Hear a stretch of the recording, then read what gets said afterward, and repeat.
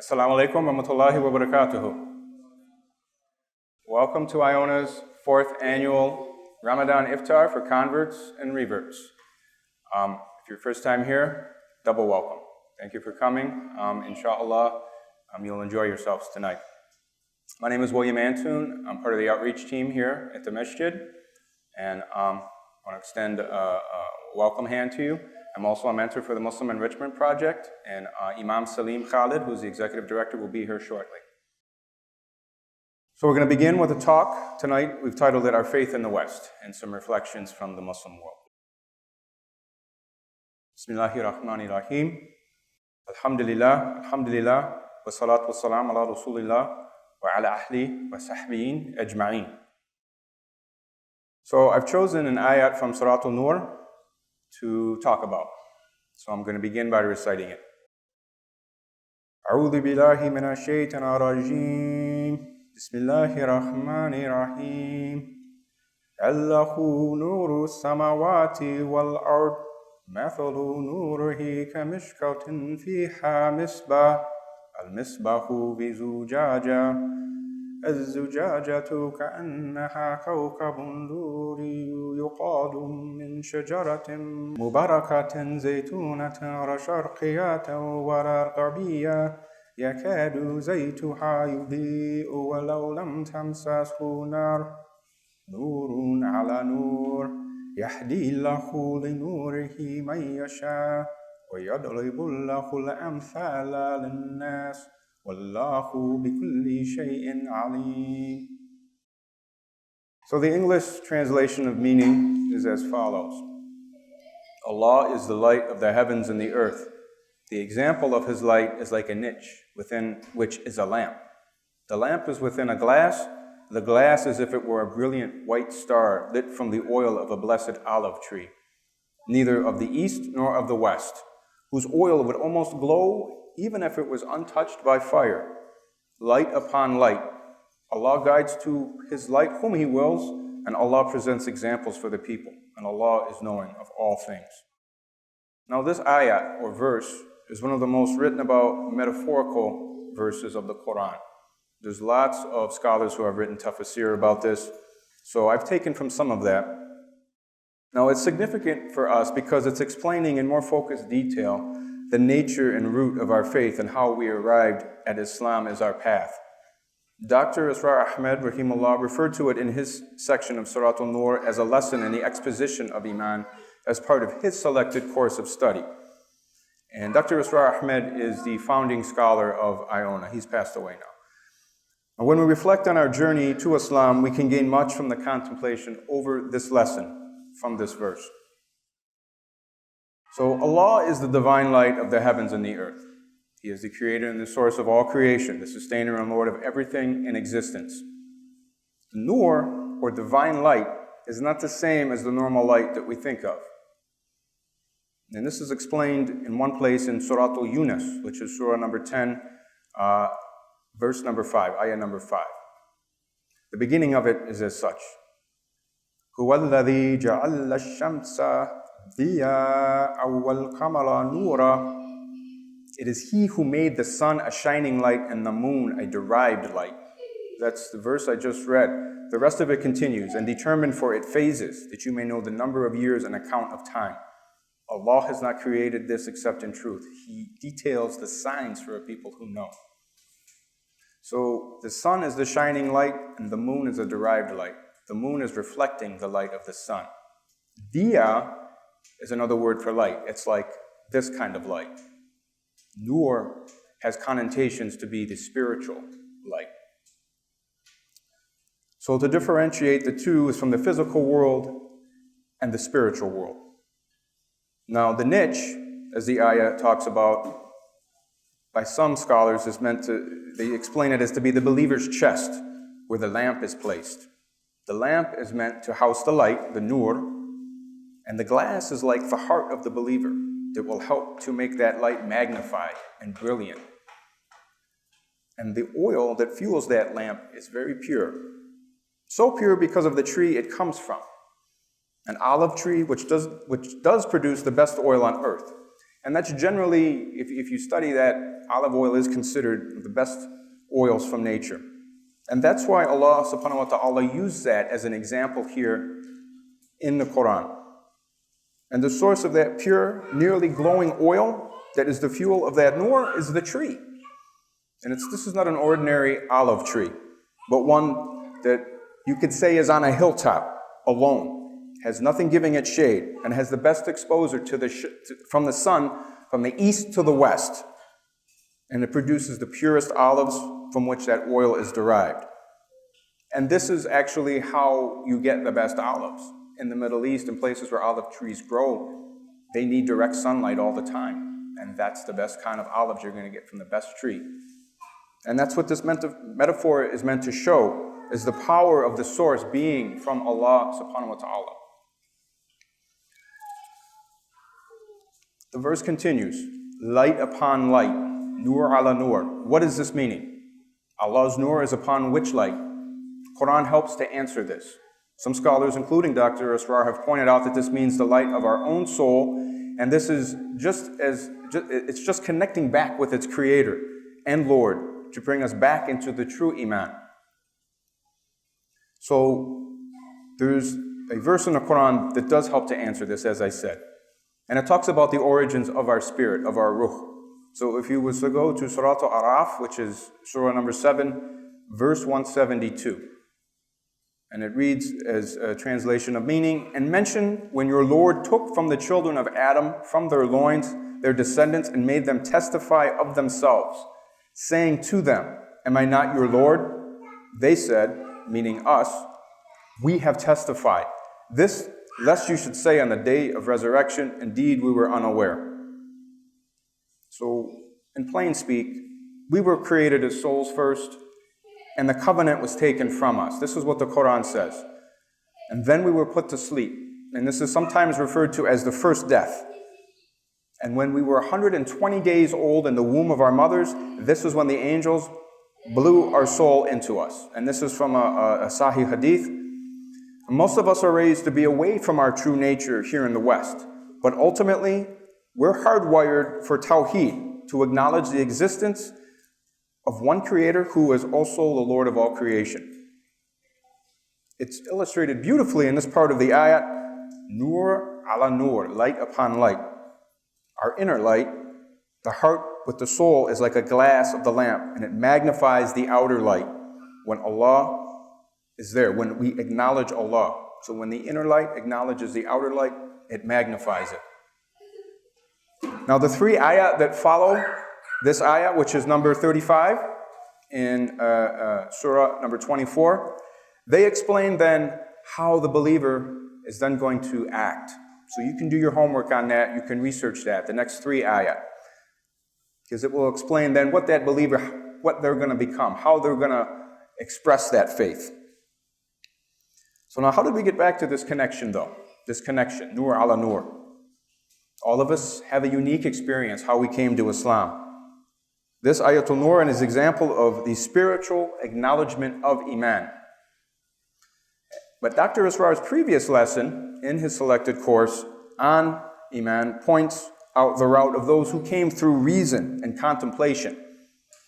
And this he uses an example from 5 ayat in Surah Ali Imran, which is Surah number 3, verses 190 to 195. So I'm going to read just the first two. أعوذ بالله من الشيطان الرجيم بسم الله الرحمن الرحيم إن في خلق السماوات والأرض واختلاف الليل والنهار لآيات لأولي الألباب الذين يذكرون الله قياما وقعودا وعلى جنوبهم ويتفكرون في خلق السماوات والأرض ربنا ما خلقت هذا باطلا سبحانك فقنا عذاب النار. Indeed, in the creation of the heavens and the earth and the alternation of night and day are signs for those of understanding. And sometimes this is translated for those men of understanding, who remember Allah while standing or sitting or lying on their sides and give thought to the creation of the heavens and the earth, saying, Our Lord, you did not create this aimlessly. Exalted are you above such a thing. than protect us from the punishment of the fire. So let's talk about this. So this is for us if we just sit and contemplate the creation. And this is what the Quran is talking about. So a good example of this that I like to use is a Western philosopher. His name was Charles Peirce. And he's considered a major Western philosopher, a little bit obscure, but still considered a figure in modern philosophy. And he wrote on the philosophy of signs, which is what the word ayat means. He was unlike many of the other Western philosophers who had discounted that there was a higher power or a creator in the universe, just based on empirical evidence. If I can't see it or touch it, it doesn't exist. So they didn't believe in the metaphysical too much. But it is the metaphysical unseen realities that we must believe in to really have an understanding of what the test of faith is. But the evidence of the unseen is around us. It's all around us when we contemplate, when we study it. So the first two ayat in this section that I just read out are pointing to this view. And if you study the creation, then you will see the signs. You will see the signs of Allah's hand in the creation. Just study the birds, study the plants, study the creation. So this was a conclusion of even a Western scholar, a philosopher who was not Muslim. And another example I like to use is Albert Einstein. Right? We all know who Albert Einstein was, right?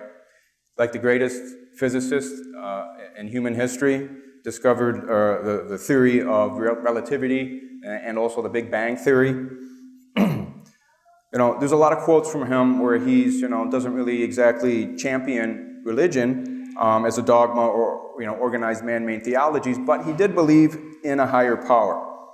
And so this is a guy who studied the creation, who, again, came up with the theory of relativity, of how matter works, how energy works. So there's a couple of quotes I want to share from him to kind of help illustrate this point, because he was a man of understanding.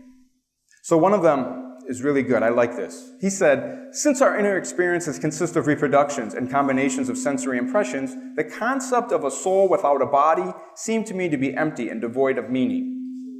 So he's basically saying there has to be a soul. And another one I like, he said, "I see a pattern, but my imagination cannot picture the maker of that pattern. I see a clock, but I cannot envision the clockmaker. The human mind is unable to conceive of the four dimensions, so how can it conceive of a God before whom 1,000 years and 1,000 dimensions are as one?"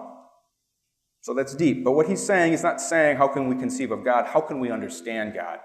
The creation is so vast, so complex, how can we try to envision God? But he's acknowledging that there is a God. So how do we value our journey by either of these two paths here in America? Do we understand the significance of accepting Islam here? When we take our reasoning and observation and our heartfelt intuition and let it manifest itself, openly proclaiming conviction in Islam, who is the Quran talking to with these ayat if it's not us? Is not Allah describing us? Quran talks to us. Allah created us. This is our owner's manual, right? He knows us best, better than we know ourselves. So we should always have a higher value on accepting Islam here and guard against ever taking it for granted. Because it's this soil that we're standing on here that is so fertile for Islam, just like the soil of Mecca during the time of the Prophet's life, sallallahu alaihi wasallam. And if the soil was very fertile, it will produce the best crops. Isn't that true? And wasn't it against all reason that Islam would succeed in Arabia during the 7th century and then spread out through most of the known world in less than 50 years? Right? So just look at us here, from so many different backgrounds and generations.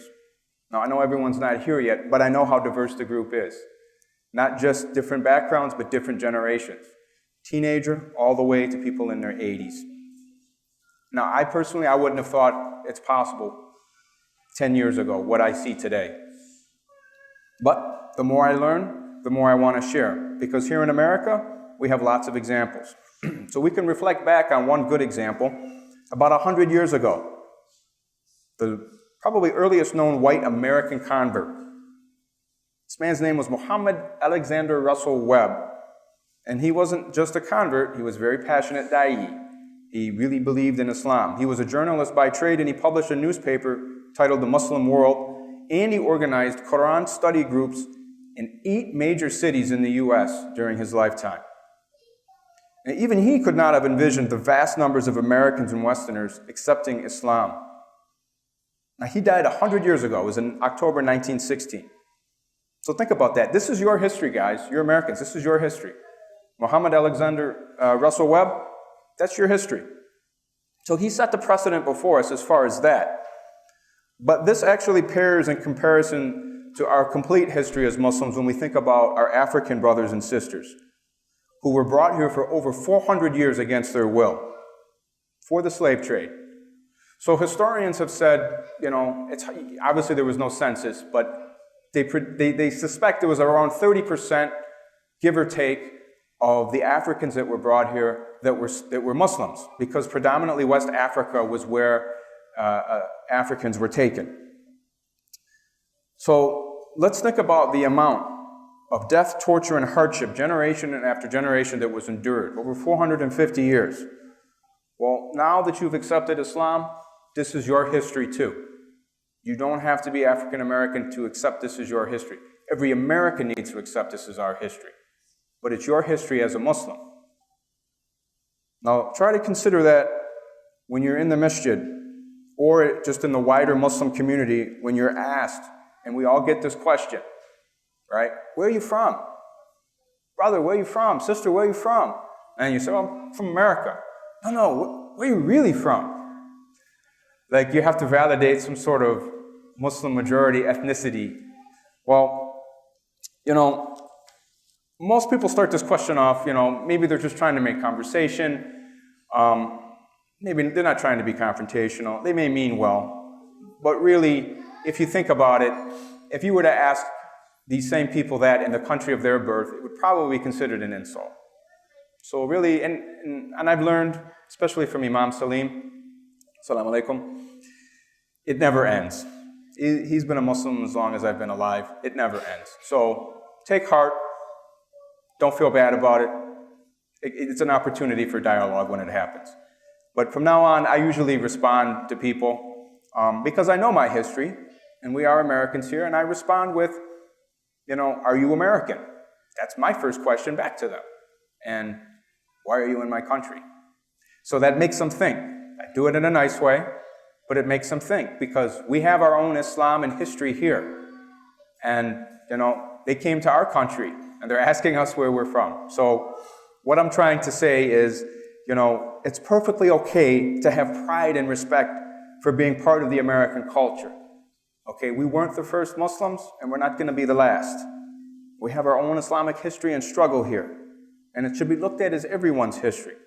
Islam has been part of the makeup of our country, society, and laws in more ways than I've already mentioned. Modern history shows Muslim immigrants have been coming here freely for around 130 years, though our history goes back farther, but generally coming as immigrants around 130 years. So there's much more history than that. Now, they had set up societies that came and went. I don't know if you guys knew that there was a Syrian society in South Dakota for a long time. Did you guys know that? South Dakota had a Syrian community that had a masjid and a whole town. But if you go back even farther, we had Muslim explorers here in America before the Europeans even came. So it's believed that a century and a half before Columbus even hit the Caribbean, Mansa Musa's brother came from the Kingdom of Mali, and his expedition landed on American shores. And there's another example that's a little bit more concrete of a Muslim who led a Spanish expedition in the 1500s. His name was Estefanico, and he's in the history books.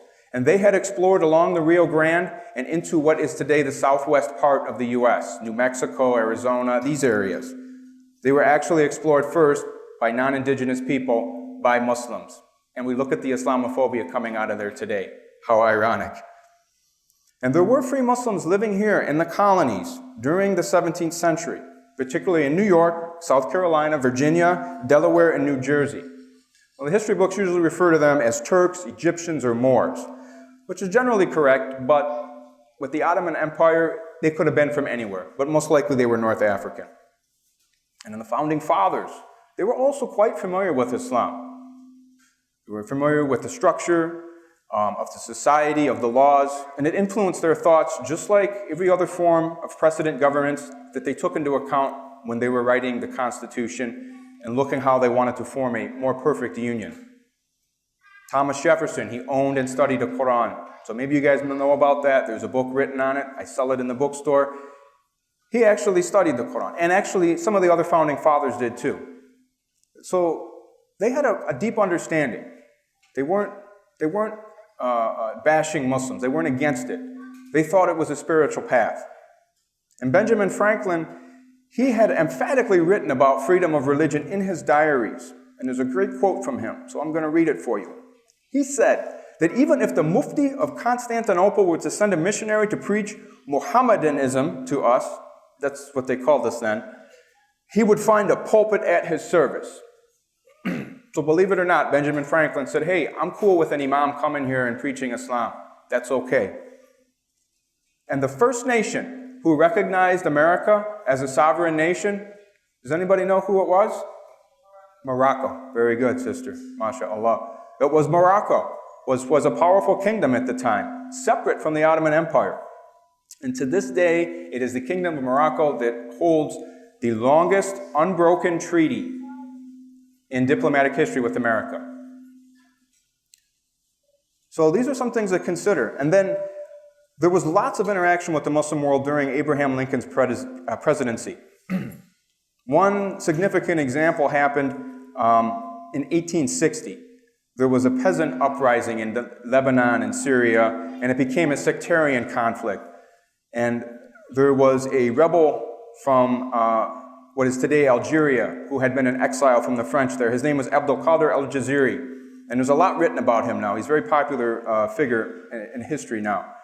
And what he did, because he had been basically in exile, the French had defeated him because he had led the resistance to the French occupation of Algeria. They eventually captured him, held him in France, but they let him exist in exile in Damascus. But because he was a righteous Muslim leader, during this conflict, he had saved 5,000 Christians in the Christian quarter of Damascus from mob violence. And so for that, he became, overnight, he went from the French calling him a terrorist, at least in today's language, to being a hero. He was awarded the French Cross of Honor, or the highest honor that they have, overnight. So he became like a hero in the American press as they were fascinated with the Orient. And so Abraham Lincoln had even sent him a gift to honor him. He sent him 5 long rifles, like very nice museum quality rifles, because he was a freedom fighter. So this was an interaction. And today there's actually a town in Iowa, in eastern Iowa, named after him, Decatur, Iowa.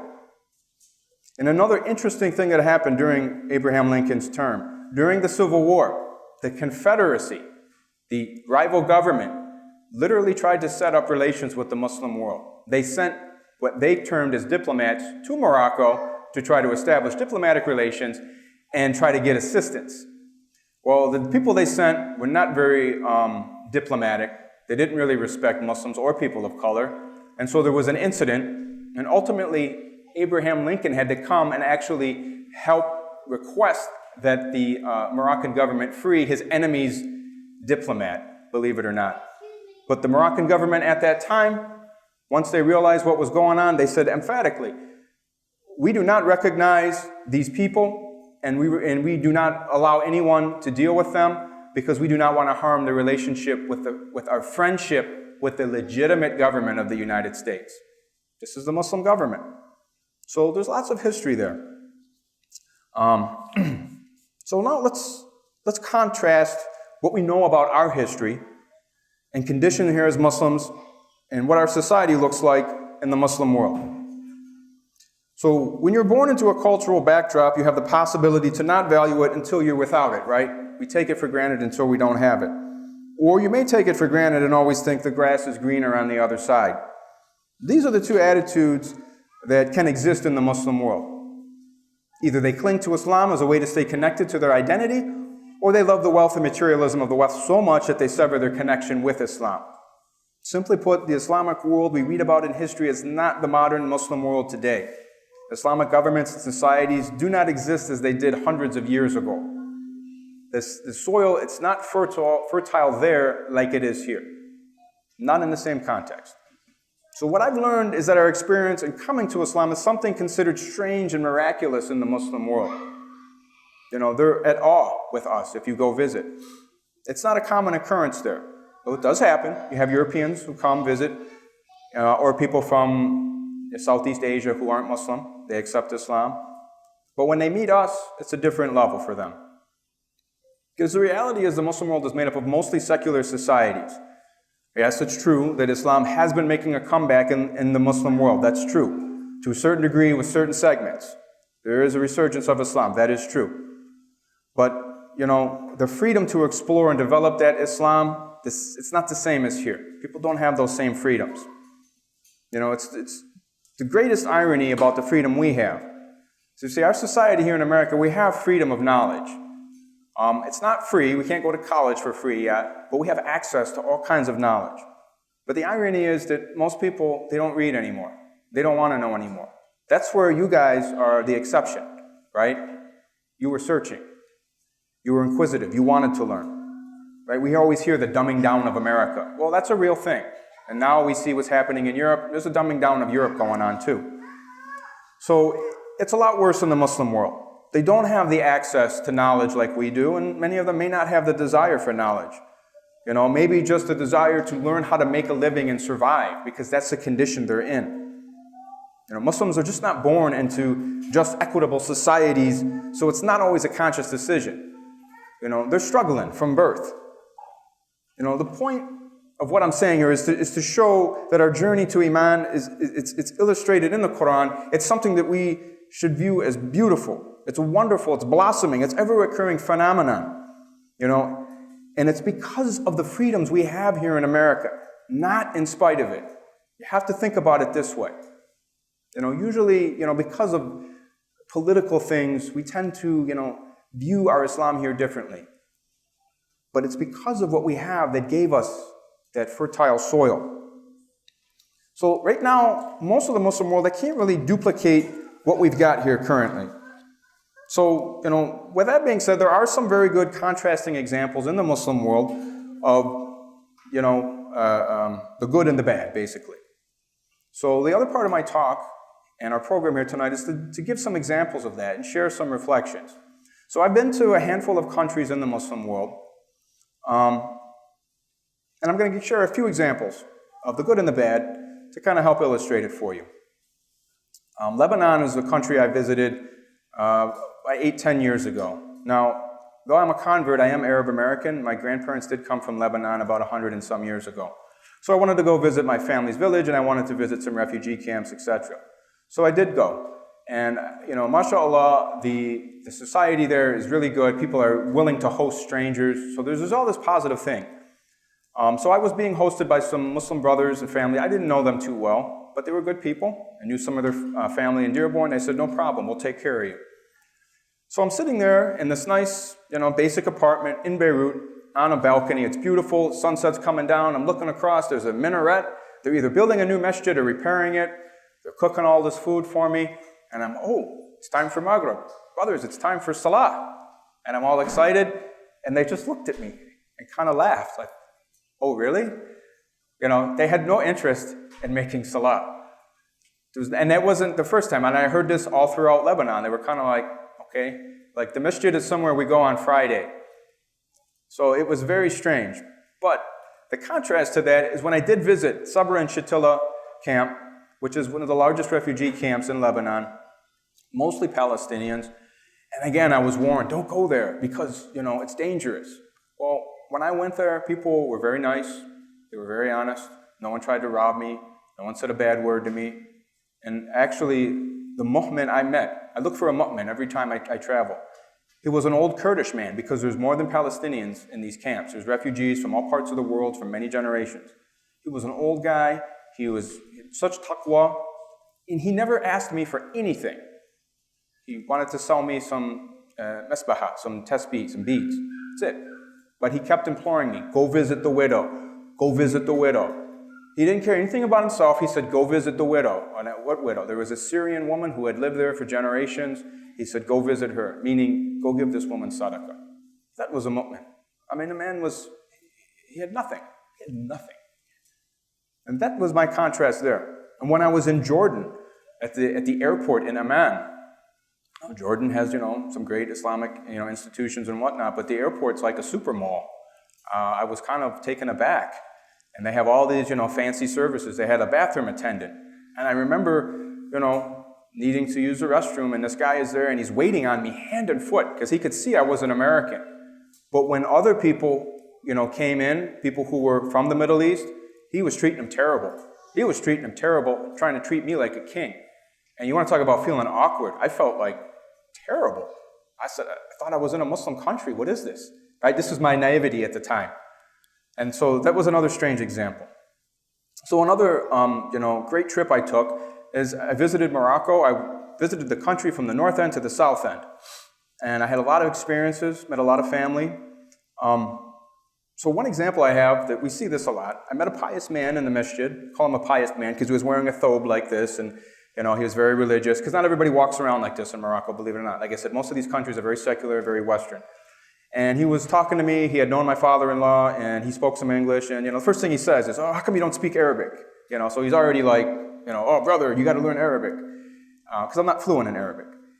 And he's telling me stories about his kid lives in New York and this and that. And so, so we're walking home. He's having a conversation with my father-in-law, and he's complaining about something. And I'm trying to understand what he's saying.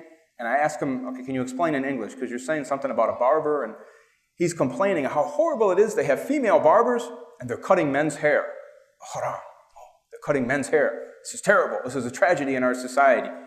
And so I thought about it, and I asked the man, I said, but wait a minute. You have casinos in Morocco, and you have alcohol, and you have lottery. Isn't that important? And he said, well, people don't have to go to the casino, and they don't have to drink alcohol, and they don't have to gamble. Women shouldn't be cutting a men's hair. Like, this was his priority, this small issue, when they have casinos. This is what the man was occupied with. So this was a very strange thing for me. But this is what it was like. This is what I'm saying, But then the mu'min that I looked for, here's where I found him. In Marrakesh, they have a huge market there, the souk, right? This is where the tourists come, and it's one of the tourist spots. And in front of it, they have this huge open mall area. It's a big open area. And in the morning, there's all these people out there with soup carts, with soup and bread, and it's free for the day laborers, because all the people are coming to do work for the day, all the poor people, they come there and they get fed for free, and then they're off on their way. We went there, and it was later in the afternoon, around 11, and there's nobody there but this one lone soup cart, and it was rusty and beat up. You could barely sit on the bench, and there's a young man there. He's probably 22. And we're talking to him, we're telling him, getting acquainted, telling him my story. When he found out I wasn't born into Islam, he insisted that I take a bowl of soup and bread for free. I mean, the guy, he has nothing. He refused to take my money, and all he said is, please make dua for me. He wanted my dua. He had nothing. He stayed there after everyone had left because he was so poor. And he wanted nothing but my dua. And he wasn't dressed like this. He was dressed in dirty clothes, jeans. This was the mu'min. So it's where you don't expect it. This is what I learned in the Muslim world. The believers, they don't look the way that we think they look. They don't look the way we see them in books, all sheikh with the imam on their head. And that's not what the believers look like. So that was another good example. Another example is I have an uncle and an auntie there. Wonderful. The most pious people in my in-laws. Wonderful. And I always kind of wondered why he's like the best Muslim in the family, but then when I heard his story, it's because he was an atheist most of his life. He was an atheist who came to Islam, even though he was born in a Muslim society. And that is he is literally the most strongest believer, kindest, gentlest, true Muslim, does so much sadaqah and everything. And it's because he lived without it. He was an atheist. So that was a very good example. Now, recently, this past year, I got the blessing to go to take Umrah. And this is where the lesser pilgrimage, we go to Mecca, and usually we visit Medina.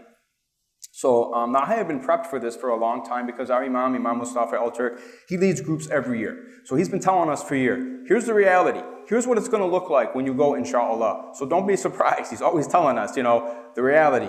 It's not that spiritual when you're in a crowd of 1 million people and you're pushed and you're shoved and whatever, and you see people crawling all over each other to try to get to the black stone on the Kaaba and all this other stuff. He said, you got to make it what you make it. So I kind of knew, I'm not naive anymore. I had been to the Muslim world. So we get there and, of course, seeing the Kaaba, I got to tell you, it's amazing the first time. It's a beautiful thing. Brother Khalid was with me. It was amazing. And yes, you get shoved and pushed by old ladies and stuff. It's very confusing. Even when you're not in anybody's way, someone will just, I didn't shove him. So it's a little bit strange. But still, you see small acts of kindness and great iman. You see people giving free water and free ice cream and all kinds of stuff and trying to make the pilgrims feel, have a good experience. So you do see a lot of things in Mecca that are very positive. But some things that I did see also, though, that I'm going to focus on. So, you can take trips out. You see the places that people go for Hajj, Mount Arafat, the plain of Arafat, and also Mount Hira, Jabal al-Nur. This is the mount where the cave is, where the Prophet ﷺ received his first revelation. So we go there, and what dawns on us, and maybe some of you guys know this, the government doesn't really maintain these places. So it's full of trash, graffiti, concrete, cement's broken up, sidewalks are crooked, weeds everywhere, and it's like this is the place where people take pilgrimage. And you see all kinds of crazy stuff, and you see people doing activities that are shirk, They think it's a holy place, they're touching rocks, they're worshiping on the ground, and they're doing all this crazy stuff. And it's very disheartening, it's confusing, right? Because you're like, here we are, how can this be happening? But again, it's because people don't have the access to knowledge, so you have to pray for these people. You see this kind of stuff. When we went to Mount Hira, it's a tough climb. I mean, it's doable. They've made steps, but I got to tell you, it's a tough climb. And when you get there, you see a lot of people. And, a lot of people doing the same kind of stuff. You see beggars and all this kind of stuff. And so it's a little bit strange, but if you focus on just retracing the steps of the Prophet, it's a beautiful thing. So me thinking, it shouldn't be a problem. I'm having a hard time. We get to the top, we come back down. I had some young guys with me, and it was a fine young gentleman. He was a teenager from one of the guys in our group. Really nice young man. So he was staying close to me because I had to stop every 5 minutes.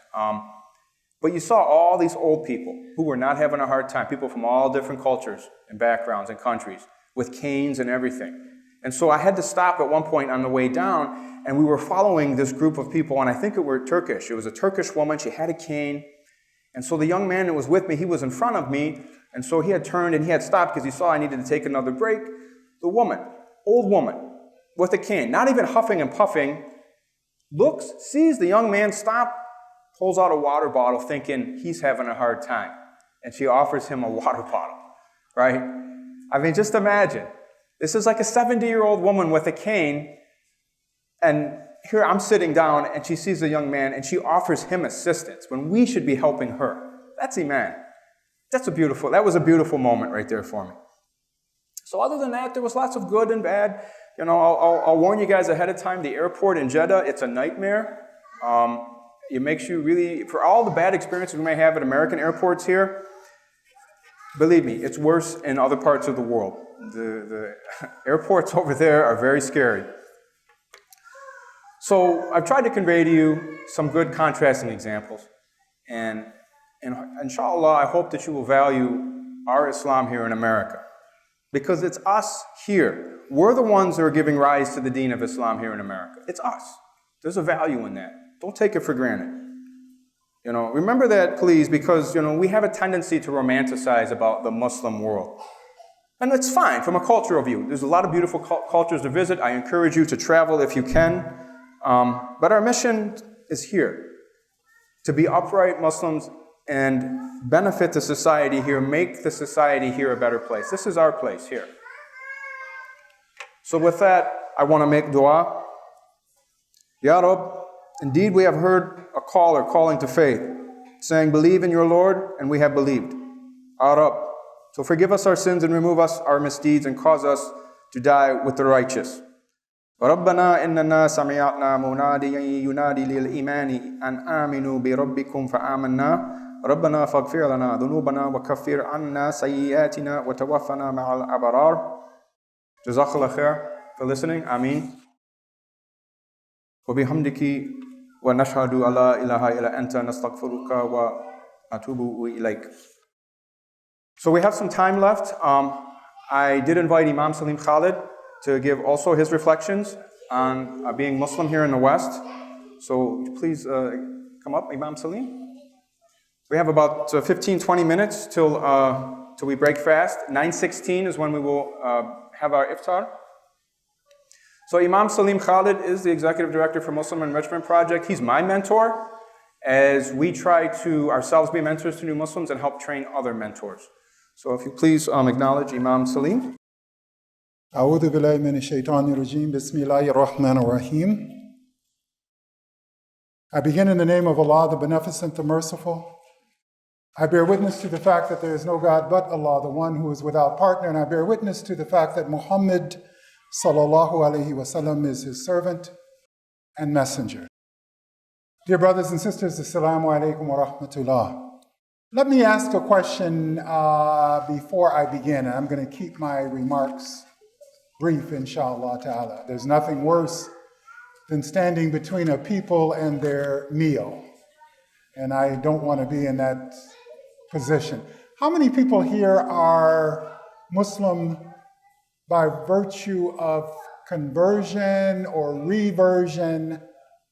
Can I see a show of hands? MashaAllah ta'ala. MashaAllah. Alhamdulillah. Well, first and foremost, we should begin by thanking Allah subhanahu wa ta'ala for this gathering this evening. And as Brother William was making reference to, we really sometimes don't appreciate the unique set of circumstances that Allah subhanahu wa ta'ala has given us here in America, here in North America, and here in metropolitan Detroit. And we're in metropolitan Detroit this evening, so we'll talk about that. As we gather this evening, we should be cognizant, we should be aware of the fact that there are a host of brothers and sisters throughout the world right now at this time who are not able to enjoy the comforts and pleasures that we are taking for granted.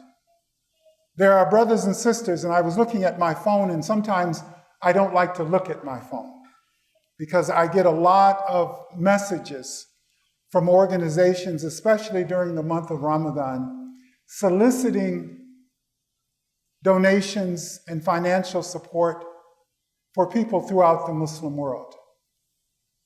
We know for a fact what's taking place in Syria, and really what the press writes and talks about, what the press is willing to allow to come across its wire services, doesn't speak justice to what's taking place in Syria. That a population of people who have become displaced, both outside of the country and inside of the country. And as we think about Syria, what's lost on the press in Syria is what's taking place in parts of Africa today as we speak. People who have become displaced as a result of all of the chaos and confusion in various parts of Africa. And this pertains to Iraq and Afghanistan and Burma and places throughout the Muslim world. As Muslims here in America, we would be remiss to be thinking about what's taking place at home oftentimes and overlook what's taking place right here in America. And again, this is part and parcel of our Muslim American experience. That in order to get here to Warren tonight, if you came from the southern part, then you had to pass through or pass around the city of Detroit. A city who at one time had in its midst over 2 million people, 2 million people. but now has a population of just over 600,000 people, with a school system that is the most wretched school system in America. And I don't bite my words. Our children, not just Muslim children, but our children here in America have a right to an education which then becomes the footprint. It becomes the predecessor to what these children are going to be able to do in the future. And the public school system in Detroit has failed these children for the last 3, 4, 5, 10, 15, 20 years. If you came from the north, then you had to come possibly past Flint and Saginaw and Pontiac. And the press over the last year has talked about the unprecedented water situation going on to the northern part in our northern suburbs, that there's lead in the water. And when we read about this lead, the medical profession is telling us that when children ingest lead, not only does it cause some difficulties in their learning as children, but what they don't want to say, but what the reality is, that it's oftentimes impossible to remove that lead from the system, which causes educational and emotional impediments as these children grow. Now, I'm not saying that to rain on your Ramadan parade.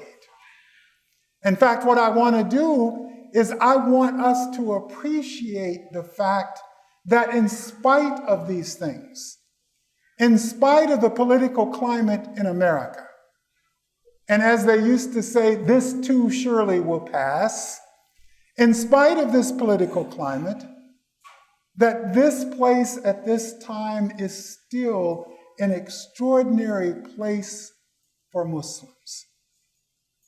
And we should recognize that, and we should recognize the gift that Allah subhanahu wa ta'ala has given us in this way of life called Islam, and we should enjoy it.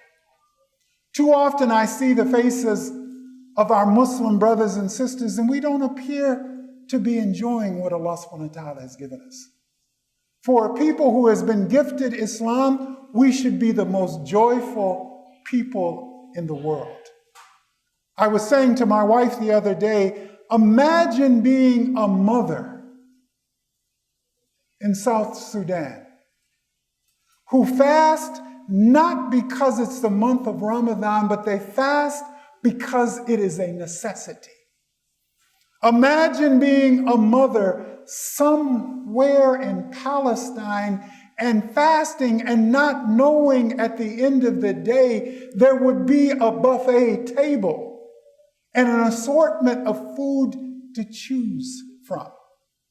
But this is what Allah subhanahu wa ta'ala has given us here in America. So brothers and sisters, what I want to encourage in the next 120 seconds, 2 minutes, is I want to encourage several things. First and foremost, I want us to enjoy this last 10 days of Ramadan and to take full advantage of it. Ramadan is something now, it's like a wonderful guest that is in the process of packing their bags and leaving us. So we should take advantage of these last 10 days of Ramadan. Pray more, fast even harder. How do you fast harder? Brother Saleem, it's a 17-hour day. There's no water and there's no food. This is just a small portion of fasting. Fasting includes increasing our ibadah, reading and making dua. Fasting includes watching what it is that we say. Fasting includes watching what it is that our eyes are perceiving, what our ears are taking into our systems. And number 2, we should think about life after Ramadan. I oftentimes like to draw the parallel between Ramadan and training camp. Ramadan really is preparing us for what's coming next. If you can fast 17 hours a day, abstain from water and from food, from bad words, from spending too much time on the internet and in front of ABC and CBS and CNN, then you're preparing yourself to go out into the world after the month of Ramadan and be a productive citizen. If as a father, you can have patience with your children and with your wife, and as a mother, you can have patience with your children and the incomplete husbands that we are. And brothers, one of the things that Ramadan should do, it should humble us to see that at about the point we want to complain about the women in our lives, we should be thankful for these wives and these mothers and to try and be better husbands and better fathers. In closing, I would suggest to us, as Brother William made reference to, we have the most extraordinary opportunity in the world here in America. And if you don't think so, ask some of the brothers and sisters here that have come from other countries. Ask the brothers and sisters from Egypt. Ask the brothers and sisters from Yemen. Ask the brothers and sisters from Syria. Ask the brothers and sisters from Somalia and Sudan why they took every opportunity, they took great pains to come to North America. And if you forget how good we have it here and you think that America is racist, there's racism in America. If you think there's Islamophobia in America, yes, there's Islamophobia. If you think you have a political system here that is a rigged political system, yes, it's a political system that needs to be fixed, it needs to be corrected, and it's a system that is dominated by wealth. Keep in mind that you have a system here that allows you the capacity to be able to go back into the legal system and have some redress. You have a system here that allows you to worship. You're in Warren, Michigan.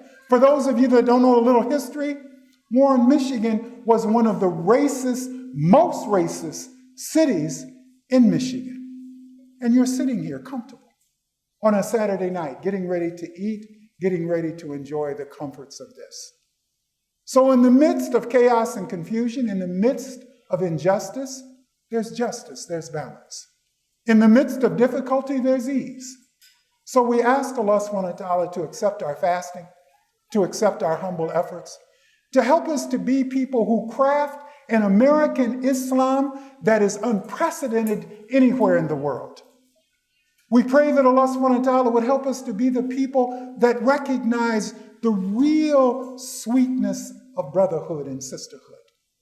We pray that Allah subhanahu wa ta'ala helps us to be the people who have patience with people who don't want to have patience with us. And in closing, we thank Allah subhanahu wa ta'ala for what He's given us. Let us as brothers and sisters, let us as family members raise young people like these young people who don't see black and white, who don't understand Arabs versus Africans or black people versus white people.